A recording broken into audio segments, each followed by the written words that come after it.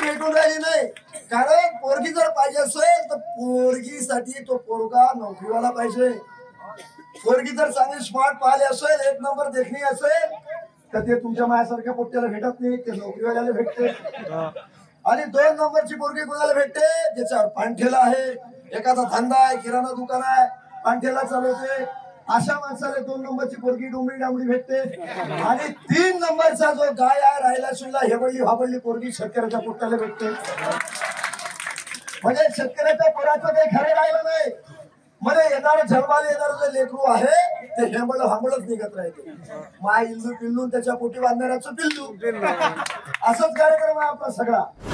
आमदार देवेंद्र भोयर यांचे कालपासून वक्तव्य व्हायरल होते की नोकरदारांना चांगल्या मुली तर शेतकऱ्यांना 3 नंबरचा गाळ मिळतो. त्याच्यावरती देवेंद्र भोयर असं म्हणतात की 2021 मी 1 मिनिट, ती देवेंद्रांनी केलेलं स्टेटमेंट अतिशय चुकीचं आहे. त्याला मी सांगितलं की तू दिलगिरी व्यक्त कर.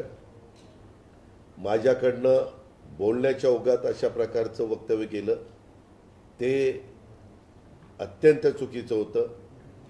मुलींना वेदना देणारं होतं. शेतकऱ्यांच्या बद्दल एक अपमान वाटणारं होतं. असं कालच रात्री मला कळायला मी त्याला सांगितलं, कारण तो 5 वर्ष माझा सहयोगी म्हणून त्याने माझ्याबरोबर काम केलेलं आहे. तो शेतकरी संघटनेतून निवडून आला होता, परंतु काम करत होता. मी त्याने सांगितलं, दादा मी करतो, माझा बोलण्याचा हेतू तसा नव्हता. मला एवढंच सांगायचं होतं की बाबा शेतकऱ्यांचं उत्पादनाच्या दृष्टिकोनातनं त्यांना मुली ज्या लग्न करायच्या असतात त्या मुली प्राधान्य नोकरदारांना देतात. पूर्वी एक काळ असा होता की मुली प्राधान्य बागायतदारांना द्यायच्या.